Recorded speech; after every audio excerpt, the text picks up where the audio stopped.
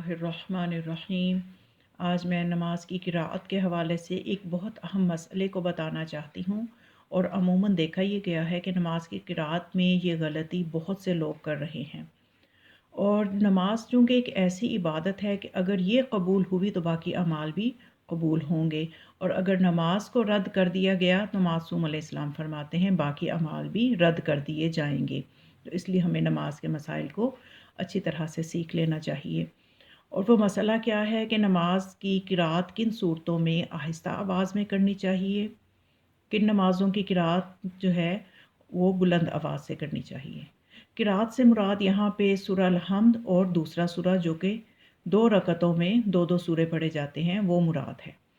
इनकी क़िराअत के हवाले से है कि ये 4 सूरे जो नमाज़ों में पढ़े जाते हैं इनको किन नमाज़ों में बुलंद पढ़ना है, किन नमाज़ों में आहिस्ता पढ़ना है।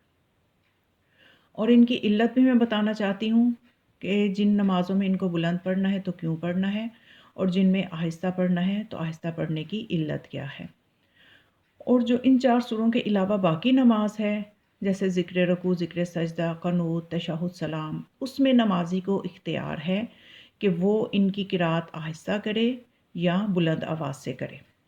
तो सबसे पहले मसला मैं बता दूँ, आयतुल्लाह सिस्तानी फरमाते हैं कि मर्द पर एहतियात की बिना पर वाजिब है कि सुबह और मग़रिबैन की नमाज़ों में अल-हम्द और सूरा बुलंद आवाज़ से पढ़े, और मर्द और औरत दोनों पर एहतियात की बिना पर वाजिब है कि नमाज ज़ोहर और अस्र में अल-हम्द और सूरा आहिस्ता पढ़े।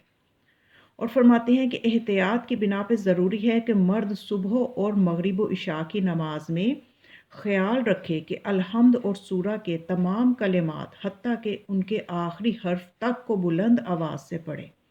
और सुबह की नमाज और मगरिब व इशा की नमाज में औरत अल-हम्द और सूरा बुलंद आवाज़ से या आहिस्ता आवाज़ से जैसा चाहे पढ़ सकती है, लेकिन अगर ना महरम उसकी आवाज़ सुन रहा हो तो उसका सुनना हराम हो तो एहतियात की बिना पे आहिस्ता पढ़े। और फिर फरमाते हैं कि अगर कोई शख्स जिस नमाज को बुलंद आवाज़ से पढ़ना ज़रूरी है उसे आमदन आहिस्ता पढ़े, और जो नमाज आहिस्ता पढ़ना ज़रूरी है उसे आमदन बुलंद आवाज़ से पढ़े, तो एहतियात की बिना पे उसकी नमाज बातिल है। लेकिन अगर भूल जाने की वजह से या मसला ना जानने की वजह से ऐसा करे तो फिर नमाज सही है। और अल-हम्द और सूरा पढ़ने के दौरान भी अगर कोई मुतवज्जो हो जाए कि उससे गलती हुई है तो ज़रूरी नहीं है कि नमाज का जो हिस्सा पढ़ चुका है उसे दोबारा पढ़े। यानी जैसे अगर ज़ोहरैन पढ़ रहे है कोई इंसान, यानी ज़ोहर की नमाज़ पढ़ रहा है और उससे सूरह अल-हम्द पढ़ते हुए ख़्याल वो ऊँची आवाज़ से पढ़ना शुरू हो गया और आधी सूरह अल-हम्द पढ़ी तो उसे ख़्याल आया कि ये तो ज़ोहर की नमाज़ है, इसमें सूरा को आहिस्ता आवाज़ से पढ़ना है। तो वो ज़रूरी नहीं है कि सूरा का जितना हिस्सा पढ़ चुका है उसे दोबारा पढ़े, बल्कि जब उसे ख़्याल आए वहीं से सूरा को आहिस्ता आवाज़ में कर दे। अब ये बुलंद और आहिस्ता का क्या हदूद हैं इसकी?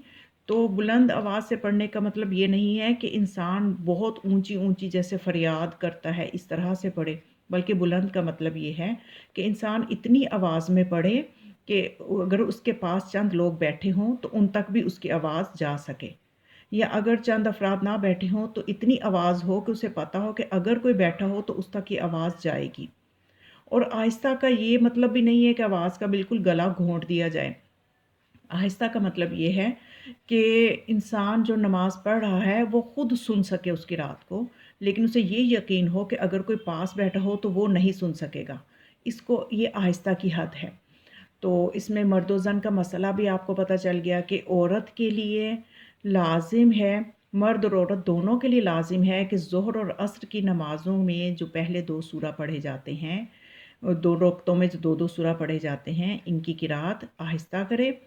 और मर्दों के लिए लाज़िम है कि वो फ़ज्र और नमाज़ मग़रिब इशा, ये जो 3 नमाज़ें हैं, इनमें जो सूरे पढ़े जाते हैं, पहली 2 रकतों में 2-2 सूरे पढ़े जाते हैं, उनकी क़िराअत को लाज़मी बुलंद आवाज़ से करे, हत्ता कि आखिरी हर्फ तक को बुलंद आवाज़ से अदा करे।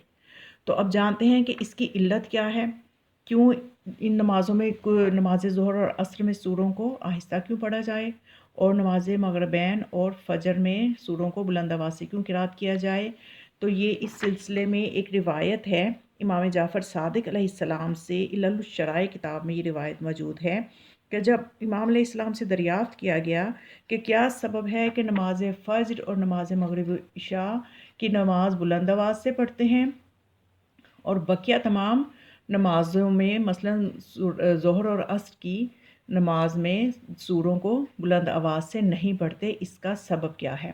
تو آپ علیہ السلام نے فرمایا اس لیے کہ جب رسول خدا صلی اللہ علیہ وآلہ وسلم کو معراج میں آسمان کی طرف لے جایا گیا تو پہلی نماز جو آپ پہ فرض ہوئی وہ روز جمعہ ظہر کی نماز تھی۔ تو اللہ نے ان کے پاس ملائکہ بھیجے تاکہ وہ آپ کے پیچھے نماز پڑھیں، اور اپنے نبی کو حکم دیا کہ آپ قرات بلند آواز سے کریں تاکہ ملائکہ پر آپ کا فضل و شرف واضح ہو جائے۔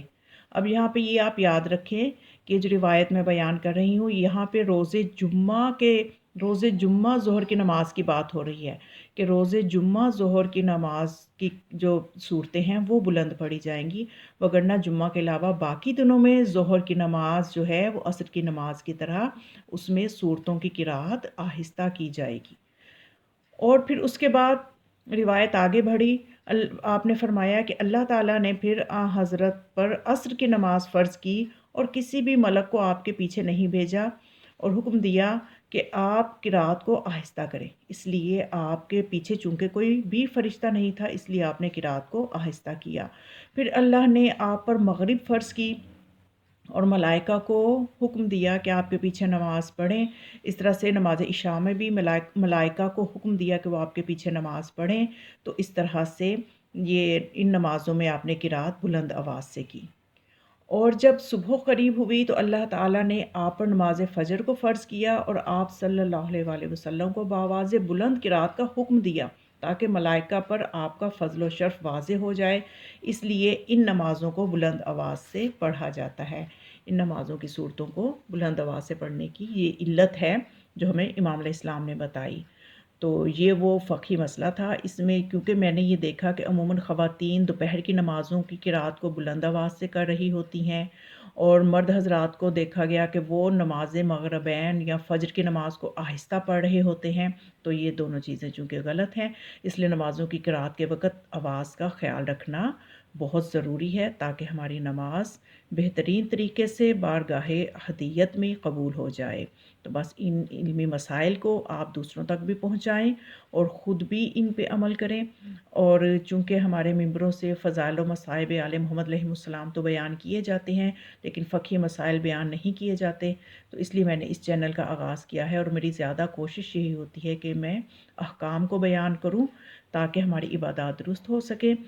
آپ ان مسائل کو دوسروں تک بھی پہنچائیں، خود بھی اگر آپ اس چینل کو پہلی دفعہ سن رہے ہیں تو سبسکرائب بھی کریں اور دوسروں سے بھی کروائیں، اور تاکہ علمی مسائل پھیلنے میں، علوم محمد و آل محمد کے پھیلنے میں آپ کا بھی حصہ ہو جائے۔ والسلام علیکم ورحمۃ اللہ وبرکاتہ۔